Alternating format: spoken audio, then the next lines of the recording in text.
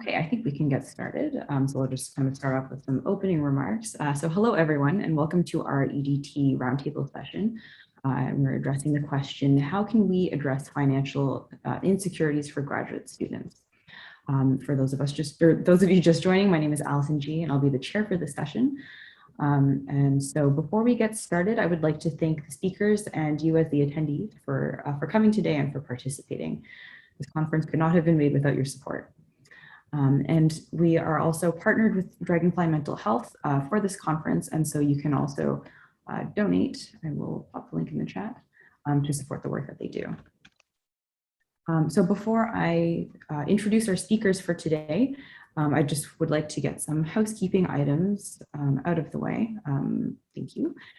So you can feel free to turn your video on for our attendees, but we do ask that you keep your microphone muted while the speakers are presenting. And we've also enabled closed captioning, and so you can turn it on by clicking the arrow next to the live transcription button, and you can toggle hide or show subtitles, depending on your preference. We're also recording and streaming these sessions. So we're planning to start recording for the last 10 minutes or so that people in the audience who may not feel comfortable being recorded can also ask questions. And you'll see these notifications coming through on Zoom, so you'll know when we're being recorded or not. We do also want to provide a trigger warning, as sensitive subjects can be discussed throughout some of these sessions. And so if any of the topics are triggering or upsetting to you, we do encourage that you step away and come back as you need. And we do want you to know that this is a supportive environment. However, we are not healthcare professionals here, and so we cannot provide counseling or therapy. So you can visit our website at mindsinacademia.com/resources to refer to some of the collected resources that we have there. And of course, we ask that you remain respectful of others. Inappropriate behavior or comments won't be tolerated and may result in your removal from the conference, which hopefully won't be an issue. And finally, if you need any help during the session, please contact IT in the Zoom meeting via chat, or you can also email at minds.conference@gmail.com. And so throughout the course of this discussion, you can enter your questions that you may have in the chat, and I'll be reading them to the speakers, so you can do that whenever you like. Additionally, if you want to remain anonymous, you can send me the question directly on the Zoom chat, and I will not read your name with the question. So this session is how can we address financial insecurities for grad students? And this really came from the understanding that there are many stressors that graduate students obviously face, such as your research or your coursework. But one of these stressors can also be not quite academic, and it can be finances, as we're not often paid very well. So we have two speakers today who can share two different but complementary approaches to tackling this problem. So Dr. Emily Roberts is a personal finance educator specializing in early career PhDs. Through her business, which is called Personal Finance for PhDs, she equips grad students, postdocs, and PhDs with real jobs to make the most of their money.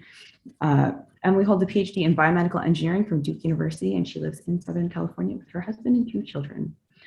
And so we've had a bit of a change in the program today because Timothy Samuel was supposed to be joining us on behalf of the Graduate Representation Committee from the University of Toronto, but unfortunately he's had some circumstances come up, and so he was not able to attend the talk today. But fortunately, we are able to have Sam Ing Esteves join us. And so she has graciously stepped in at the last minute to talk to us about what the Graduate Representation Committee does at the University of Toronto. And so recently the GRC helped to negotiate a 10% increase in stipends for all 1,800 plus graduate students within the Faculty of Medicine, which is an impressive feat. So our discussion today will range from what we can do kind of at an individual level to feel confident about our financial situations, whatever they may be, and also to advocate at a more of a systems level to better the situation for grad students in our communities. So our speakers are going to start off by giving some introductory remarks on these topics. And so we're going to start off with Sam so she can talk a bit more about what this group at U of T has done, and then she can hand it off to Emily, who can talk more about the personal finance side of things. And then we will open up the discussion for questions or for any others attending here today who might want to share some of the things that you have done either sort of personally or on a sort of advocacy level. And so we can open up the discussion that way. And also because we want to have this be an interactive discussion, we may also pose some questions to the audience likewise so that you can kind of share some of your experiences. So with that, I will pass it off to Sam and I'll ask Ala to share our slides for these introductory remarks.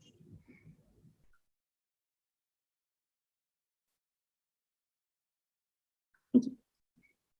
Yeah, hi everyone. I'm Samantha Esteves.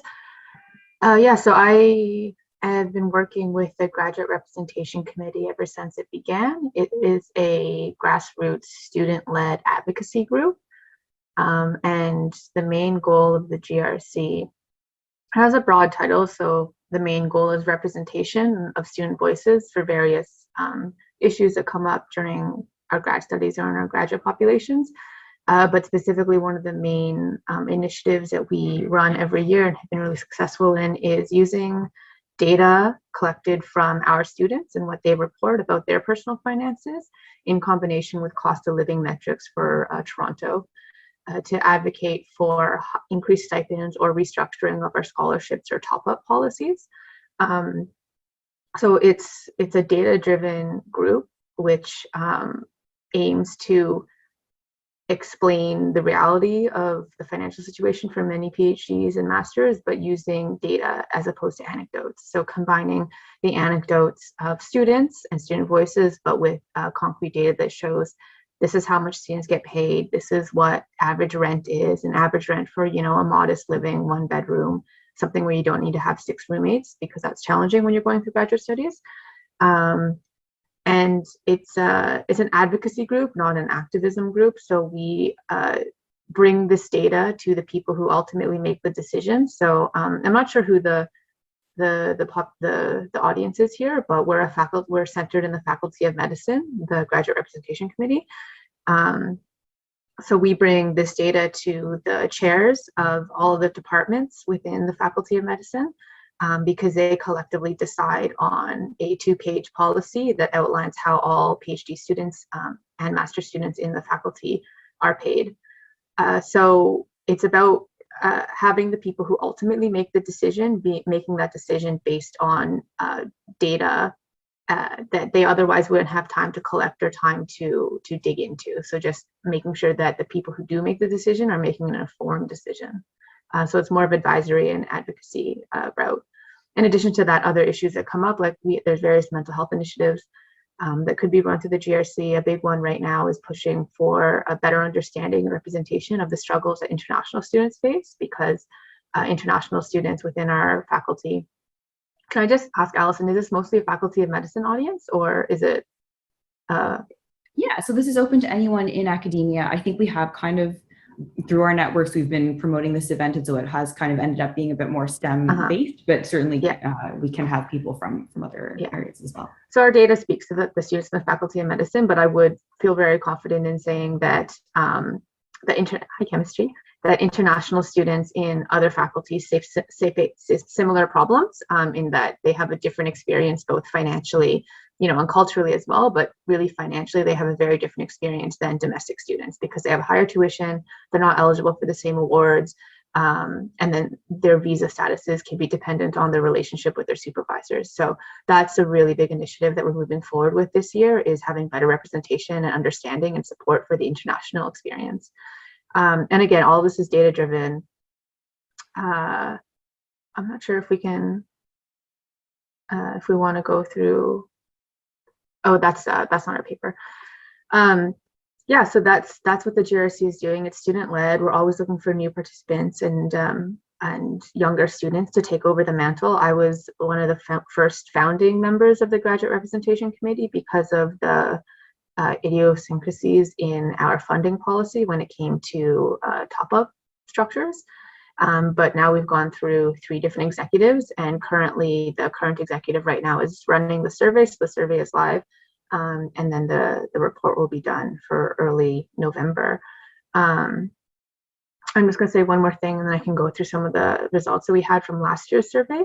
So the last thing I want to say about the GRC is that although we're based in the Faculty of Medicine, I really hope that the template of our organization can be expanded across the university. So right now, with the UTGSU, there's a very similar initiative that's being taken off in the Faculty of Music, because every faculty has its own unique quirks about, some students being funded this way and that way.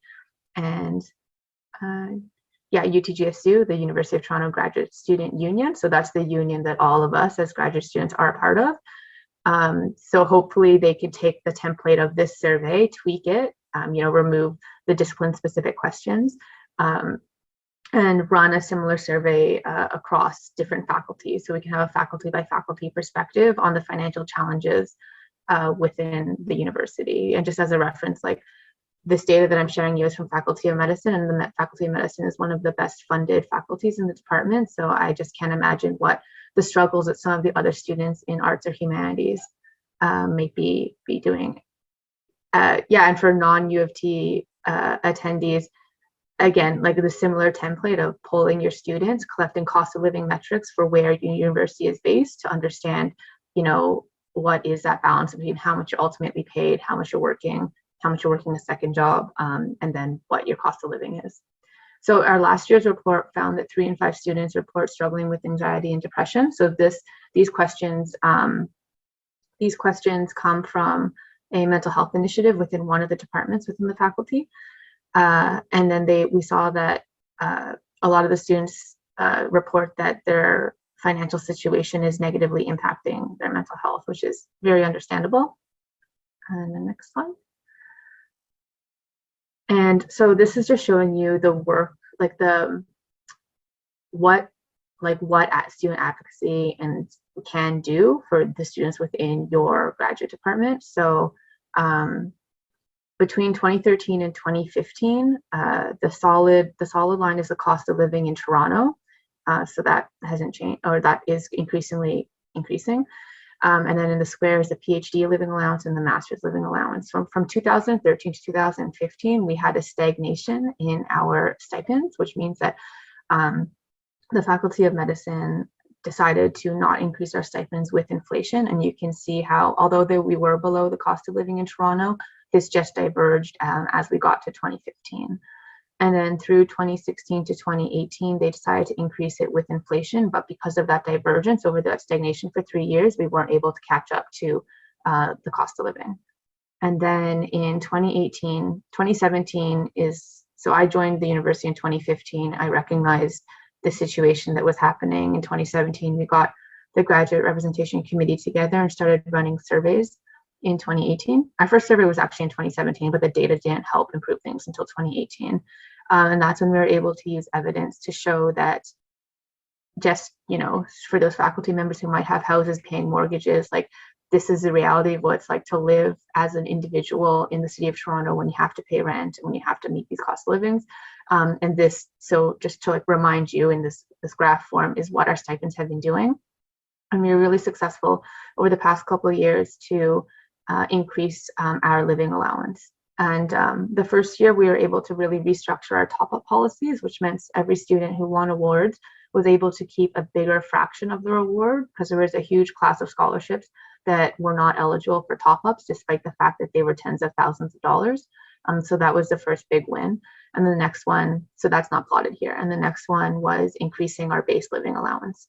And the line that isn't on here, there's a cost of living for Toronto, but there's also a low income measure after tax. It's like colloquially known as the poverty line across Canada, which sits around 22,000, something like that. So a real big goal is to make sure that every student, including master's students who seeming like for whatever reason have a lower stipend, are above that poverty line, above that low income measure after tax.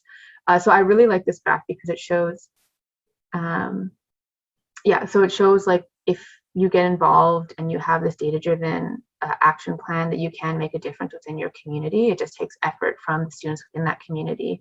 And the last two things I would say is just when you're getting into any type of endeavor like this, think about who is it that you're going to be presenting it to, who is it that needs to see this information, knowing that it's out there. Like me as a graduate student knows it's hard to live on our stipends, but who doesn't know this and who needs to know it? Who are the people that make these decisions? So think about that when you're starting any or getting involved in any of these initiatives. And the second thing is just, the work is out there. There's a lot of students who contribute to this work and share the burden of it. And it helps all of the students within the faculty or potentially within your graduate community, whatever that may be, your department, your faculty, whichever, for us, it was whichever level acted to make this policy, which happened to be a faculty level policy. But if it's a department level policy, so that's what I would say. Go look at where the policy is and speak to the people who make those decisions. So that's a little bit about the GRC, and just get involved if you have the time or means to.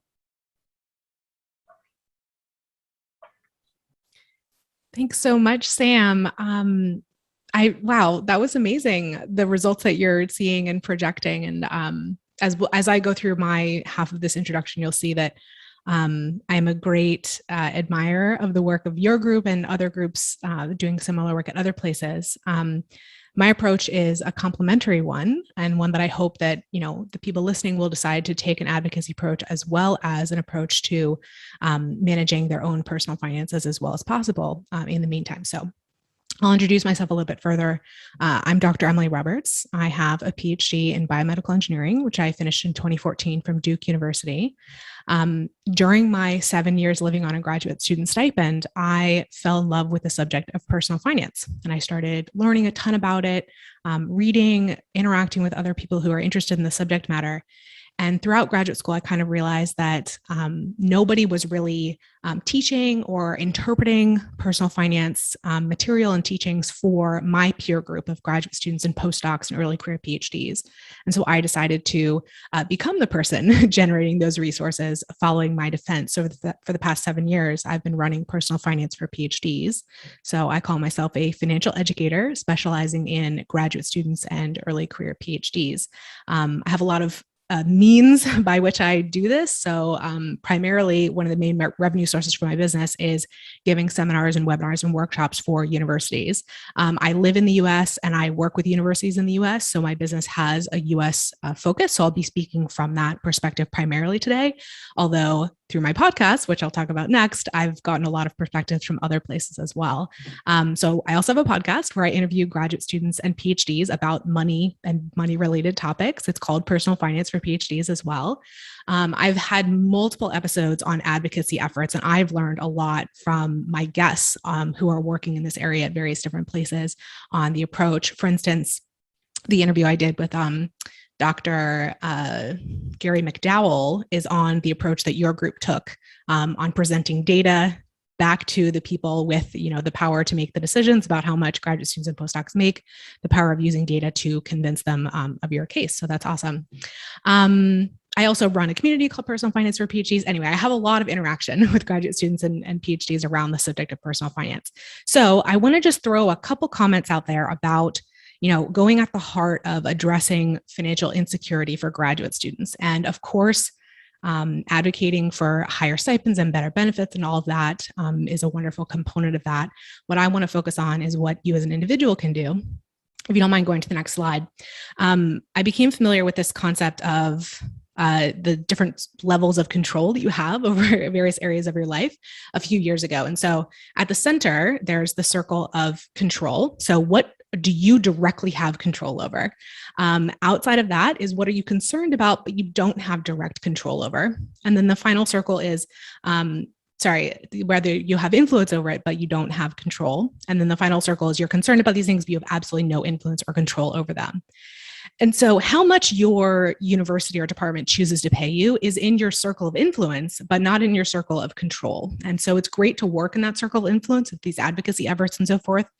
But I just want to present, some elements of what is inside the circle of your control so that, let's say in the intervening time while you're doing this advocacy work, you can still have strong personal finances, or as strong as they're able to be during your time in graduate school. I also present this because the more solvent you are financially and in other areas of your life, the more you're able to advocate for yourself and for other people. So that's where I'll focus my comments. If you can take down the slides now. So I have a couple different ideas I want to throw out at you, but really I'm looking forward to the discussion and hearing your questions. I am an expert in this area, so there's a lot of tips and strategies that I can give you, and I'm not going to do it all during this introduction. So if you want to follow up about something, that's absolutely great. But when I was reflecting on what we should be what I could present to you today, I was thinking through, so what are the elements of financial security and financial certainty, the topic of today? First being having a reliable income, super, super helpful, not something that graduate students can always count on, as income can come or go depending on your funding source. Very common to be unfunded in the summers in some disciplines, but a reliable income would certainly be great for financial certainty and security. Predictable expenses is another one. It's really difficult sometimes to have, to know what your expenses are going to be, especially when you're just starting out as a young person and maybe you haven't been financially independent from your parents for that long. It can be really difficult to predict, the expenses that are going to come up in your life. But the better job you can do at that, the more you'll be able to, see into the future as best anyone is able to, and predict what's coming your way and be able to budget and manage and so forth for that. Another element, which I'll probably focus more on today, is having cash savings. Having some degree of cash savings, even if it's just a few $100s or $1,000 or 1 month's worth of expenses, any degree of cash savings in the bank is the start of your financial security. It's something that you can rely on and draw on when some unexpected situation comes up, some kind of emergency, so that you don't have to turn to credit cards, for example, which will ultimately, damage your finances more if you end up carrying debt on those. Or, many graduate students, of course, don't have family members to rely on in the case of a financial emergency. So creating that security for yourself, I think, should be one of the first things you do within your finances. In fact, I have an 8-step financial framework that I suggest graduate students and PhDs follow. Step 1 is create a tiny starter emergency fund. That's the very, very beginning of that financial security. And finally, this element is more or less important depending on who you are and where you are, but insurance. So in the US, we aren't necessarily provided with health insurance everywhere, but I certainly think that you should do the best you can to get covered as cheaply as you can, at least at a basic level. And depending on your life and family situation, there may be other insurances that you need. Insurance is really helpful for financial security because it protects you in the case of something really catastrophic happening in your life, so that something really catastrophic doesn't happen in your finances as well. So having the car insurance and the homeowner's insurance, and if necessary, the life and disability insurance, all of those things as well, very, very important for financial security. And something that I know advocacy groups often talk about to try to get better coverage, at least in the US, for like health insurance, for example. So what do you actually do? What are some concrete steps that you can take if you are experiencing financial insecurity, which I think all graduate students pretty much have an element of? First of all, as I was just saying, any amount of savings that you can generate kind of pulls you back from the edge of living paycheck to paycheck, which can really wear on your mental health as well as wearing on your finances, to feel so insecure in your finances all the time. So having, again, a few $100s, $1,000, a month's worth of expenses in savings is, I think, step 1. How do you actually get there? If it is legally permissible to you, and your stipend is not sufficient for, helping you generate savings, I do think that you should try to generate an income in some capacity, in some way. And it may very well be outside of your role as a graduate student. Now, sometimes, of course, we want to advocate for higher stipends. Absolutely.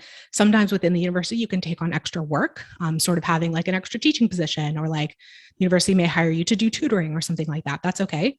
Having something completely outside of the university that's independent of them, I think, is also a really, really positive step for your finances and also for your mental health, just to have some kind of independence from your position and role as a graduate student, knowing that you can generate income in another way, especially if it's scalable in some manner. If something happens, that's really powerful, again, for feeling more financially secure. So not only can it help you generate the savings, but it's another source of income that you can turn to in the case of an emergency. And I know that, for example, in the US, it's next to impossible for people on F1 visas to have like side hustles or like outside work. But there are sometimes some ways that you can generate an extra income. Perhaps it's going on OPT or CPT. So there are sometimes options there if you want to explore them more deeply, but it may not be a side hustle as like classically understood as doing side work. But if it's legally permissible and you have any bandwidth, do that. And it doesn't necessarily have to be a forever thing. right? You can use it to generate that first bit of financial security for you in cash savings, and then stop and go on and do other things. So that's increasing your income, maybe through your stipend, maybe through other means. I also think that it's very important to be vocal about, like we were just talking about with the advocacy work, just being vocal about your needs and the constraints on your life with the people around you to ask for help. The university may have resources that you can access if you just know who to ask and how to ask. So for example, having access to subsidized housing or childcare, maybe that can be provided to you.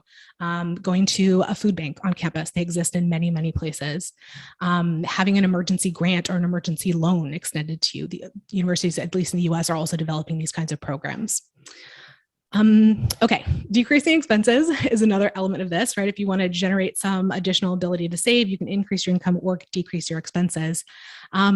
It's no mean feat because graduate students are often living pretty close to the bone anyway. So I don't want to say that this is easy or possible for everybody, but it is something you should at least look at. And my recommendation when you're looking for ways to decrease your expenses is not to turn to the lattes and not to turn to the alcohol, not to stop eating out and all that stuff. Maybe that will have to happen. But first, I would recommend that people take a look at their fixed expenses. Usually they're large fixed expenses like housing, transportation are the main ones, childcare if you have dependent children. And think about how you can possibly reduce those expenses, because even though it's difficult and can take time and research and money and so forth to, for instance, lower your rent by moving, if you manage to do something like that, if you manage to lower a large fixed expense, it literally pays off in your budget every single month going forward without you having to sustain any effort or any willpower to keep that lower expense going. So I always recommend going to fixed expenses first. And of course, there's other ones besides large ones, maybe utilities, maybe subscriptions, but evaluate those before you get back around to the small things, the small and variable expenses like the coffee and the eating out and so forth. Oftentimes those small and variable expenses, they're easy in a sense to cut out or cut down on because they are variable. You're not locked into them, but it's very difficult to sustain those kinds of cuts over time. And it can be taxing on your mental health if they're the things that are helping you, get through your day. So I recommend looking at those fixed expenses first. And finally, and it's a little bit of a dirty word, but if you're really in a situation where your stipend is not sufficient to be paying for your living expenses, you usually have the option of taking out student loans, at least in the US.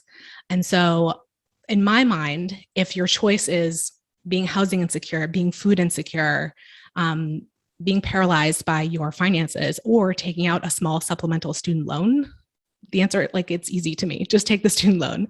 Of course, we don't want to take too much and be overwhelmed with debt after graduation, but your most important job in graduate school is to get your degree and get your skills and get your knowledge and get your network and get onto that next part of your career where you're better paid. And if a student loan is going to help you do that, I think that's perfectly fine. Last couple comments here. I just want to emphasize the utility of speaking with other people about your finances in as open a way as you are comfortable with. And maybe you can work up to this over time, but it's really helpful to tell your mentors and tell your peers about what you're experiencing financially, because they may be able to help you. Your mentors may be able to point you to additional opportunities that can help you increase your income. Your peers may be able to tell you, oh, hey, I don't know if you knew this, but you're radically overpaying for this random thing. Why don't you look again at that and help you lower an expense in that way? Or give you local insights that you can't find on the internet of things to do how you can do things in your specific city or at your specific university to lower your expenses. So it's very helpful. It can help you build stronger relationships. And frankly, there's elements of a very toxic money mindset that are prevalent throughout academia. And so if you can find the people around you who have a healthier money mindset and a healthier outlook, put yourself near those people, talk with those people about these topics, and hopefully some of that healthier mindset will start to permeate in you, and you can have a more positive outlook on your scenario, both in what you can do personally and what you can do through advocacy to change it. So I'll stop my comments there, and really looking forward to the questions and comments from the people here. That's great. Thank you so much, Emily and Sam, both for your introductory remarks. I think that really helps set the stage for what's going on in terms of graduate student finances and what we can do on sort of different levels to help ourselves get through this, or help fellow graduate students. For those of us in the audience who may not be a graduate student, I'm seeing a question in the chat, so I think we can perhaps start off with that, and then perhaps I'll move into some of the polls just to kind of get a read of the other attendees here. But Tyler is saying, can you expand on what an unhealthy money mindset is in an academic setting, Emily? There are so many different strands to this. This is a topic that I've explored on the podcast quite a bit. If you search for like money mindset on my website, you'll find some conversations about this. One that I'd like to point out is a general money mindset element that's called limiting beliefs. And so a lot of people in academia have limiting beliefs around their finances. And this could take the form of, I'm a broke graduate student. I'll never be not broke until I exit graduate school. Or it could be, it is impossible for me to increase my income in any way during graduate school because it's frowned upon by my advisor or my department. Another limiting belief could be there are no positions available for me. There are no fellowships. There's no funding that I can apply for. I'm not qualified to win anything. So these are all limiting beliefs. And so what you can do, I like to ask the limiting belief, ask of the limiting belief, how true is this? Like, it's probably somewhat true because it wouldn't be in your mind if it wasn't like a little bit true or true for somebody, but how true is this? Is it 100% true? Is it 50% true?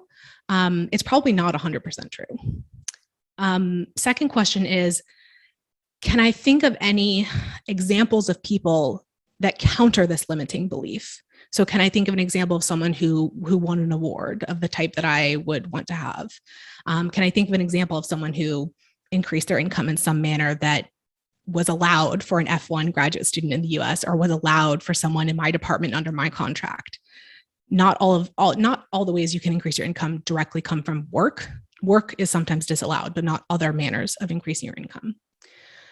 Third question is, what would I do if this limiting belief were not true for me? Would I apply for that funding? Would I put myself out there in some manner? Depending on what the belief is, the answer to that question is different. So I want to acknowledge that limiting beliefs exist in academia for a reason, but they don't have to be true for you and they don't have to be true 100%. And maybe if you examine 5 of your limiting beliefs around money in academia, you can find one where there's some wiggle room, where you could possibly affect some positive change in your finances by interrogating that limiting belief. Great, thank you, Emily. I do also have a question for Sam. I guess 2 questions. How challenging was it to ask for an increase in stipend, and why do you think we aren't paid well as students? I don't think it's challenging to ask. I think it's challenging to identify who to ask. Like, a lot of people would go to their department chair. Like, depending on the structure within your community, maybe the department chair is the person who ultimately decides it. So I think that anyone who is a first-generation student at any university or any educational system, higher educational system, navigating the governance structures of a university or a bigger institution is challenging. And I think a hard part is knowing who to be talking to, who needs to listen to you. And what was the second part? Why do you think we are not paid well as students? Yeah, I think part of it is the history of academia. The way that we've set up our higher education institutions in terms of the business model of our universities isn't conducive to having superfluous income to just increase the wages of the graduate students. So like this lower tier of workers at the university. I also think that depending on the field that you're in, the nature of the work requires so many people to be working for so long that they just don't have it in their budgets to increase it. I think that there's, like, more often than not, the people who are making these decisions are really well-natured and they want all the people below them to feel good about their jobs, be paid enough, to be able to live like a good, healthy, comfortable life while also doing their work. Like, they don't want people to suffer, but finding that in the budget to increase it for every single student across the board is really challenging. So based on my interactions with the universities, they want to pay their students more, but it's the landscape of research right now. Like the grants are getting smaller and smaller. The cost of research is going higher and higher. The cost of living is going higher and higher. So there is this squeeze. And then the question is like, well, where do we get that additional money from? And for U of T, just so you all know, it tends to come from endowments, donations, and international student tuition. Like that's when government grants can't cover it, and when domestic tuition isn't high enough, then it's international tuition, increasing international enrollment, or really jockeying hard for donations. Like our faculty of medicine was just renamed because I think we got a $50 million donation. So everyone is good natured. It's just where does it come from? Yeah, I guess that's kind of reassuring to hear from someone. Like, I'm not part of the graduate representation committee myself, and so I would kind of assume that it would be a bit intimidating to go approach, higher level administrative staff or other members of the university community to ask for these things. But you're saying that it's definitely intimidating, but when you have the data to back it up, like you get to remove yourself from it. Like I'm a student, like I never say like, hey, I'm a student and you set my wage and like, this is what you're paying me and I want more. It's like, you remove yourself from it and you talk about the data, just like any other type of committee presentation. Like, this is the research we did. This is the finding that we have. Based on that finding, do we prove or disprove our hypothesis? Like, therefore a solution is this. So it's not intimidating when you know what your data is saying and you're just presenting that data. So that's sort of one of the reasons why I tend to stick to like financial problems that are less, like more tractable, as opposed to, cultures of well-being and acceptance and EDI things that are like harder to track and harder to like have concrete data on. Finances, advocating for increased finances is like, I got the numbers, I calculated them, like this is just what it is. So it in the grand scheme of things, I think it's a really important problem, but it's also an easier one to be able to hold on to. Right, that makes a lot of sense, especially as a place to start for students to advocate. I think what I'm going to do is I will post a Slido link in the chat, so you can click on the link and then paste the code number into the bar that will show up at the top of that website. And I think we can also share a screen. I think Sasha will be able to do that to show people what the poll is. So the first question that we have here is just to kind of see what's going on with the other attendees in this session. So the first question is, what comes to mind when you think of your financial situation as a grad student? So this is just, you can kind of type out your answers and they will show up. I believe it should be anonymously on the poll, so we can kind of see and maybe discuss some of the things that are coming up.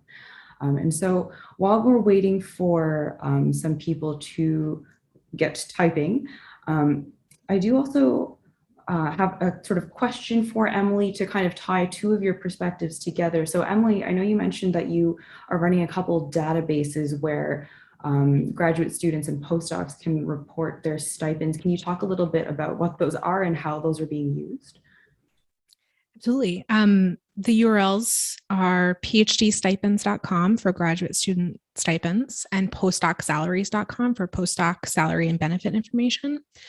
And so I started PhD stipends like about 7 years ago and has over 10,000 entries now. So there's a lot of data in there. It is all self-reported. So it's not necessarily like super high quality. So you have to keep that in mind, that we don't do any kind of like filtering or verifying that people are actually students. So there could totally be like spam entries in there. So keep that in mind. But the main thrust is pretty good. And so it's just basically asking graduate students, in the case of PhD stipends, to self-report how much they're making. And it compares that against the living wage database from MIT. And so that's a US specific resource, but basically that database estimates using a bunch of federal data and so forth, like what a living wage would be in every like zip code or, county metro area. And so I like to point to this for a couple different groups. One is prospective graduate students, to get an idea of what graduate students are being paid in your field and in the various universities that you're considering, various departments. And that could be a first sort of filtering tool if you want to use a low stipend compared to the local cost of living as a way to choose where not to apply. Or it could also just be maybe a red flag for, I need to look into this further. If I am accepted, I need to figure out how these finances are going to work before I actually commit. I definitely recommend that prospective graduate students create a draft budget for themselves before committing to a program, so you know what the financial reality is. You know if you have to side hustle, you know if you have to take out student loans, you know if things are going to be really, really tight and you have to be very careful, or you know if things are going to be okay. The other group, I do often receive inquiries from students and faculty members at various institutions they don't need permission, but they ask permission to use the data for their own advocacy efforts. And so that's more so like, I love what, the GRC did of their like internal surveys and looking at their own specific cost of living in Toronto. That is perfect. Another element of this could be, what are peer institutions paying their students once you normalize by the cost of living? And so that's often, when I get messages from faculty members, that's often what they're interested in. They're saying, we want to be competitive in the stipends that we offer. We want to take this data to whoever's above them to say, hey, we want to attract the best students. We need to offer better stipends here compared to the local cost of living. So that's sort of the genesis, or like the purpose behind those couple of databases. Yeah, and I just add to that, the types of analysis we do at the GRC change year to year, depending on what the feedback we get is from the faculty in the previous year. One of the years they were super concerned with being competitive, and we did exactly that analysis. We looked at the stipends of biomedical programs for all Southern Ontario universities in Canada, also McGill and UBC and Dalhousie. So those would be like, the Canadian comparisons of biomedical programs. And then we normalized it by cost of living, and then showed basically what percent of your stipend you have remaining, or like, I can't remember his dollar amount or percent of your stipend. So it showed you like, where is the most cost effective place to do a biomedical graduate degree. And for people in Ontario or Canada, it's London, it's Western University in London, Ontario, if you want to know that. But yeah, that's 100% something that was actually really when what's on the topic of their mind is in recruitment and competitiveness. That piece of data really helps sway faculty members' minds. Thank you both. That's very interesting that these kinds of analyses are done. It's not something I've looked into myself, but it makes a lot of sense to kind of figure out, to compare the cost of living with the stipend that you'll be paid. I guess we can see on the screen some of the responses to the question, what people think of their financial situations. Suppose I can just kind of read through some of them, and Sam and Emily, if you want to comment at any time, feel free to just interrupt me. Yeah, so I'll just kind of pick out some of the themes here. There's a lot of stress, there's a lot of uncertainty, hopelessness. So it's definitely not ideal. And I'm definitely hoping that some of the points that Emily discussed with her opening remarks in terms of what people can do, some of the small steps to manage some of the uncertainty and the stress are helpful for our attendees here. It's hard to reconcile how difficult it can be to engage in self-care activities while managing a strained financial situation. It's definitely true. And it feels like I can't focus on research because there are too many financial problems to deal with. And I think these are some of the themes that when I'm seeing the GRC survey questions and results come up, I think these are some common themes that come up, which is of course really tragic. That's what people are enrolled in graduate school to do, is to do the research. And if you're not really supported to do what you're here to do, it's very unfortunate. Feels like the admin knows how bad it is, but can't or won't do anything to help combat these issues. And I think that also speaks to what Sam was saying with, even if it's not necessarily, malicious from the admin side of things, it's difficult for people on the admin side even to do anything if they just don't have the funding. And I think these sorts of discussions have come up now and then in my own experiences. And I feel like a lot of the time, and even today, what it tends to come back to is the question of funding and grants. And so that's not something that's necessarily within the control of graduate students for sure. But it does, I guess it kind of brings to light another question of advocacy at an entirely different level. And I guess that would be sort of a governmental level, or even just sort of, as Sam was saying, advocating to receive donations from sort of the private sector, I suppose, or from individuals. And I'm wondering if either of you have any perspectives about how we can kind of deal with this at sort of a higher level of advocacy to address the problem with research being so expensive and grants getting smaller, really not going the right way. Yeah,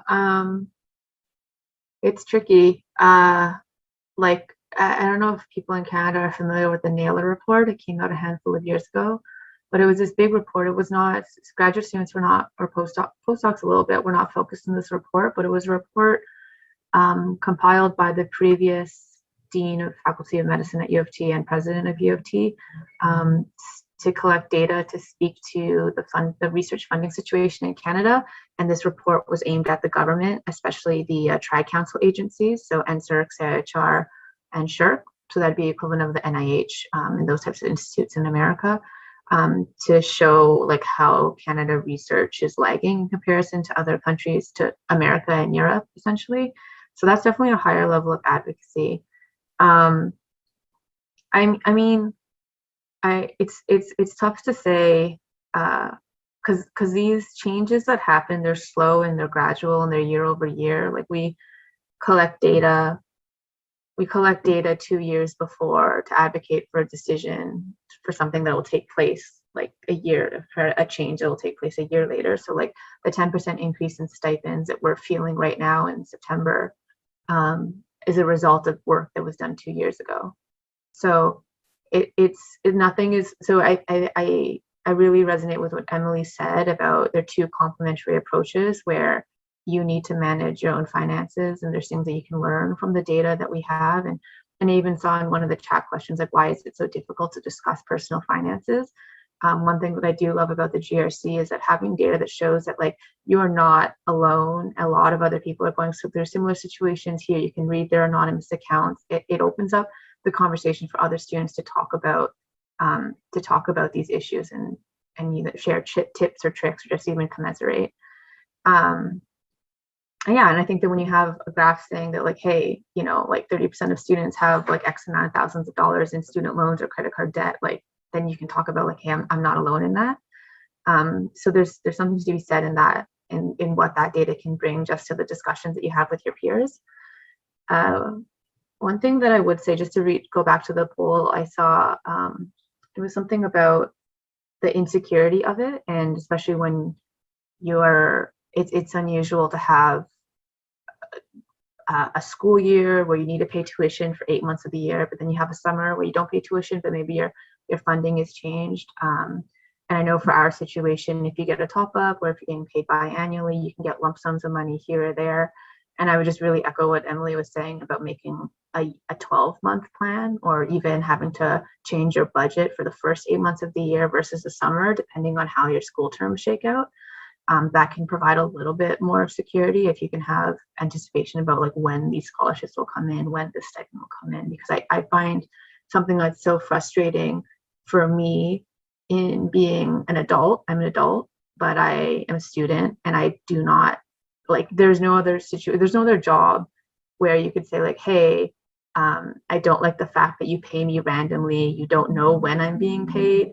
I don't know how much I'm going to get paid when or at what time of the year. And I think that is something that culturally needs to change for graduate students to be treated like an adult employees who are also students and who are going to this point of their life where they do need to learn personal finances. And being at this point of your life, learning your personal finances while being a student isn't made easier by the fact that our payment times are very erratic, depending on your institute and how they decide to administer your payments or your scholarships or your 12-month versus 8-month school year. So that's something that is top of my mind, is like having our payment structures be more akin to like a set job where we expect to get paid, to have a contract that says biannually I'm going to get paid this much so I can make a plan. So yeah.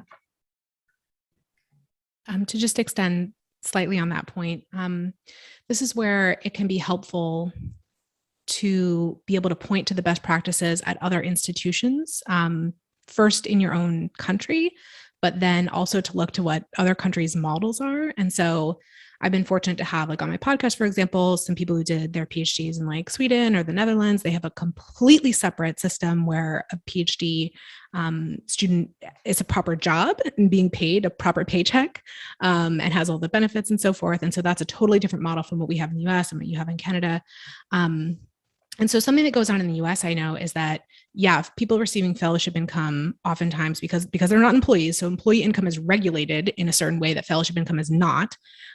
Universities have more, it seems like, discretion over, are they going to pay them regularly or not? But some universities actually do pay their fellowships on time in a predictable manner, fellowship recipients. And so I think for the people who are at universities that don't practice that, like, how can you find a model at another place and help point these administrators to these other best practices are happening? Like, okay, this other university manages to do this thing that we're talking about. So like, how are they doing it? And like, help them figure it out.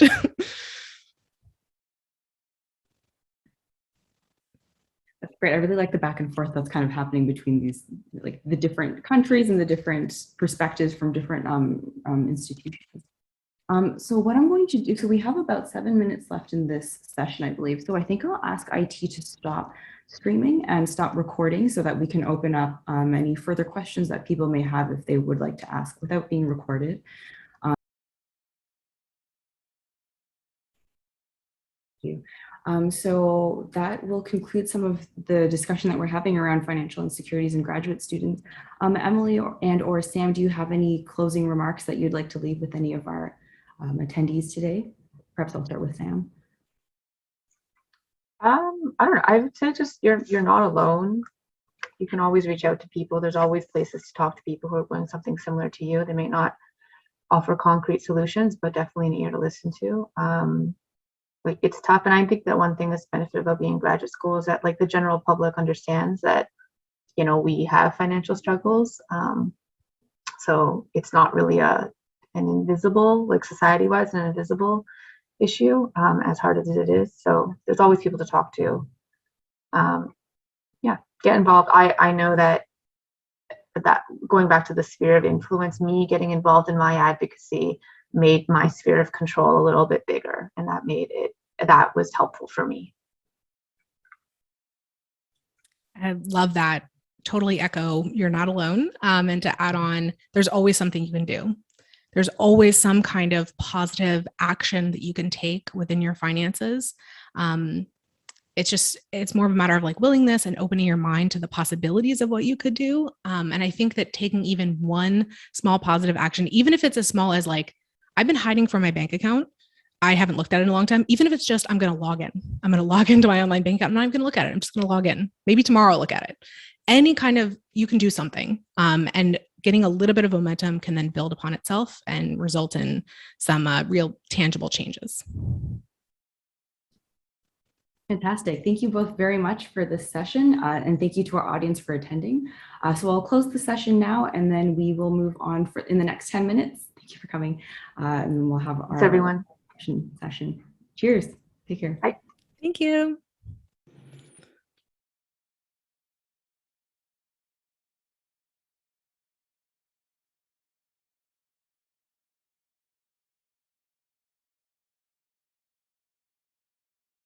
Thank you.